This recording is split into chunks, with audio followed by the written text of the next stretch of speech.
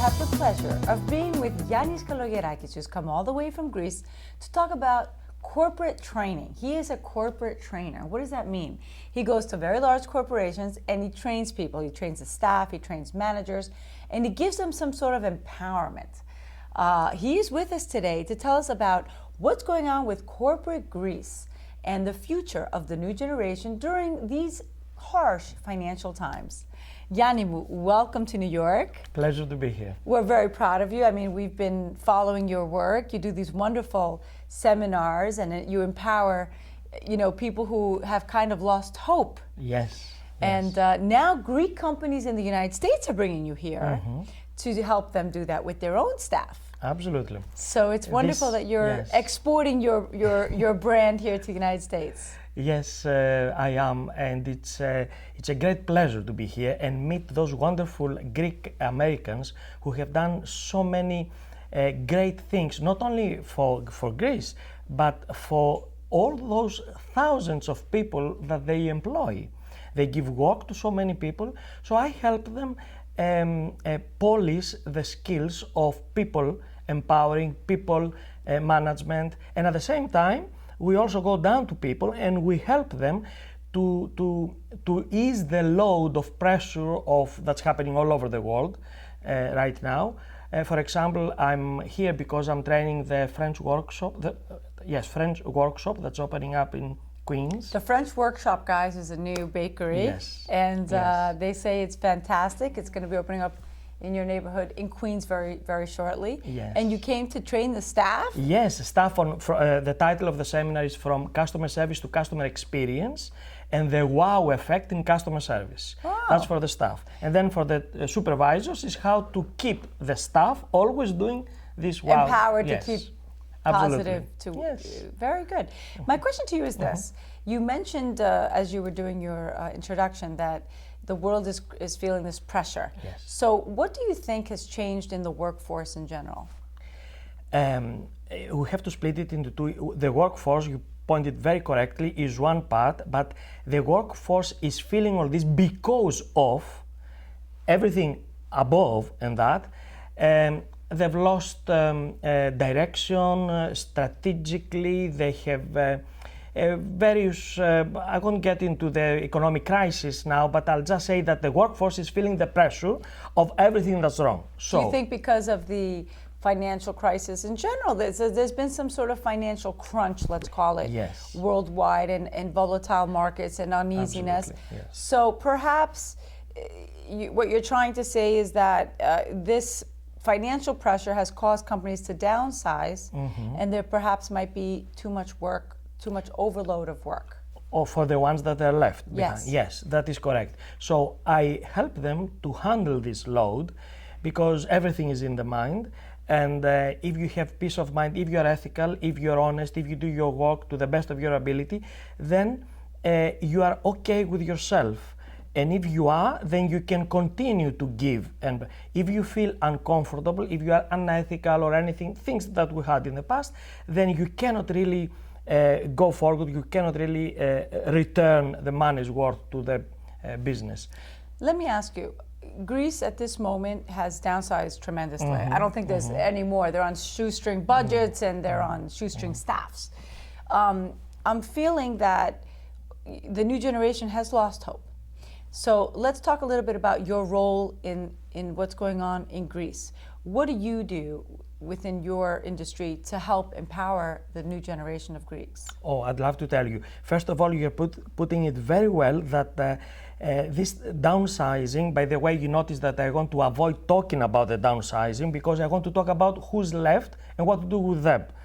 Okay, so the youth of Greece is facing a huge, immense problem.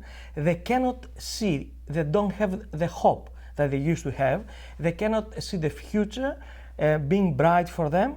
So we're doing a lot of work. One of the projects that I'm involved is called Project Connect, where Irini Notias, a New Yorker who is living now in Greece, is pioneering. A mutual friend, which we love very much.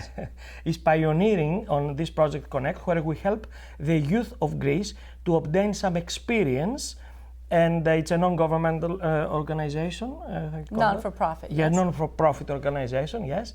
So we help the youth. I myself am a catechist, so I teach Sunday school, and I go to various schools in Greece and Cyprus, and as well as the church, like I did 2 days ago at Brooklyn, Holy Cross in Brooklyn, and I try to empower the youth to see that if they are honest, good workers, ethical workers, professionals, there is future, there is hope.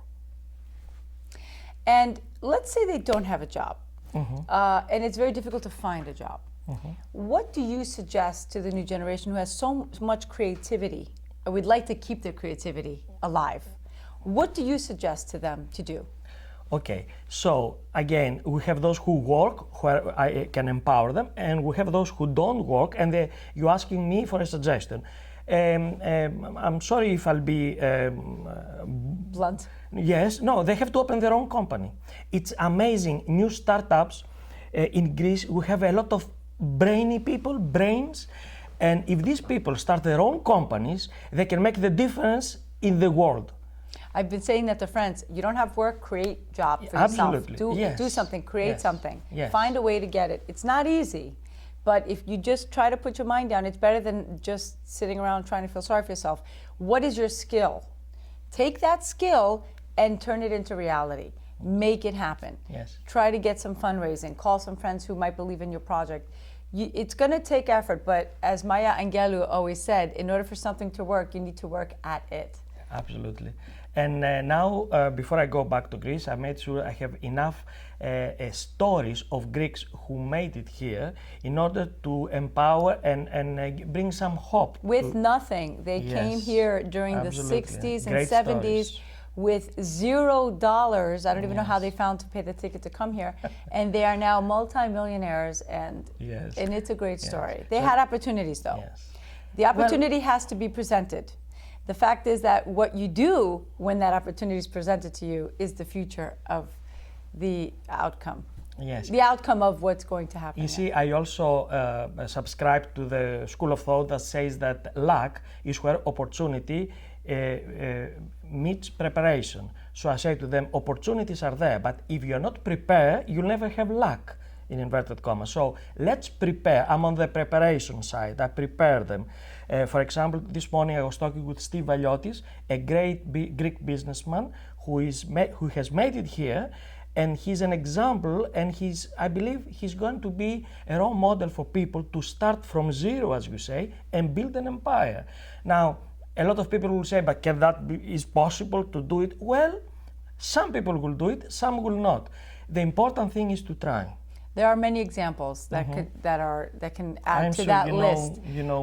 That of Greeks here in the United States that have gotten to this point, which is very commendable, and we all commend them. All the Greeks in the United States and Canada and abroad have done things of wonderful levels. John, what do you think is missing from Greece that you think you can incorporate there? I'll say it in one word: ethics. What is that is more something detail. that is something Elaborate. Yes, that is something that our grandfathers and our grandmothers have taught us, and that has gone to sleep the last couple of generations. And we have to wake this up, because the Greek mind is so powerful, so strong. If you put business ethics next to it, then people can really achieve great things. And also, the second most important thing, in my opinion, which I also have a seminar and I teach, people cannot work in teams. They like to do things alone. And this is like a curse for the Greeks. I don't know, someone cursed us not to work in teams, but to work best alone. Is this something that's taught is it a cultural thing or is it a community thing? This is something that unfortunately our schools don't promote. So it starts at the school level. If there will be more school projects working as a team, but everybody is working alone. If they'll get this, then we can produce a generation after that that will be good team workers. At the moment, unfortunately, we don't have that. And it's a shame. Can I give you an example? Students, teachers in Greece, they say something, And if a boy says, excuse me, I don't understand, a little kid says, I don't understand, the student will repeat it. The teacher will repeat it. And I have heard students saying, I'm sorry, I didn't say I didn't hear, I didn't understand. So the teacher gets mad and repeats it, and the student says, wait, I've heard you the first time. You see, teachers believe they'll say it. If you understand, you're clever. If you're not, you're stupid. They'll say it one way. But they have to be versatile. They have to be flexible. They say it in many ways. That's one thing. The second thing is teachers don't get kids together to work in projects. So we have a generation that's brought up to think that they had low grades and so they destroy their self-confidence, or they cannot work in teams, they'd rather be selfish and all that. So unfortunately, unwillingly, we create this at school. Mm-hmm. So unless the schooling system changes, mm-hmm. we're not going to see the next generations to reach the level where they deserve. Right. Wow, that's a great point. I think that goes not only in Greece, but it goes for all teachers around the world, that that is something that I have seen myself. They get frustrated with the student and they don't explain it in another way so the child understands. That's right, this is true. That's right. You've done NLP, obviously, because there are people here who are... I have not, but I have read and I understand. Okay. But the thing Various is types that of people, yes. These are points that need to be addressed in general. Mm-hmm. And this is why Yanni is coming to New York quite often now and all over the United States to bring these type of seminars to people. Another thing that I heard you're doing is you're going to be teaching parents how to pass on the torch to their children, their business, in other words. Yes. What tell us a little bit about that? Yes, it's unfortunate that the state, if you want to be an electrician or a painter, has to authorize you to do this work. But if you want to be a parent, it says free.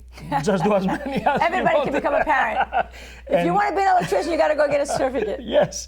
So someone has to talk to parents and give all this great research that exists about parenting and coaching and mentoring and make it simple and easy for the parents. Now, I've been doing that at the Pascal schools in Cyprus. I've been doing it in Greece. And I love to visit schools and have parents mm-hmm. to talk to them in a simple, not scientific and heavy and deep thinking, but plain, simple examples to understand how they can handle their kids better. And I'll give you an example. If, let's say, there is a glass of water at the edge, and you say to your child, don't leave it at the edge because it might fall down, then the kids will put it as far as possible at the edge and say, it doesn't fall down, does it? So the parent said, bring it in. So that is the difference between telling versus asking.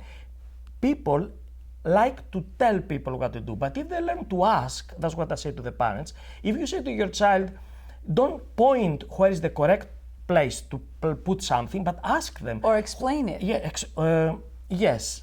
And also make a question. Where do you think is the best place to put this? Then the kid is not stupid. He was not going to put it at the edge. He will say further in. He says, thank you, very good, you're very clever. Now that's your idea, but you guided the mind of the kid to be thinking that it was his idea. It's educational. Absolutely. And parenting is an educational mm-hmm. process. Yes. Absolutely. And ancient Greece did have something called pedagogia. Of course it is. And I'm so proud that I carry all this in background because I always mention all these things in every speech of mine because this is where we come from. And we have to really look there and learn and exploit and use all this heritage that we carry. Yanni, we thank you so much. Congratulations on everything you're doing. Look out for Yanni Kalogerakis. He'll be coming to your state soon. And keep empowering and educating our youth and our parents. Thank you, Yanna. You've been wonderful. Thank you. Thank you.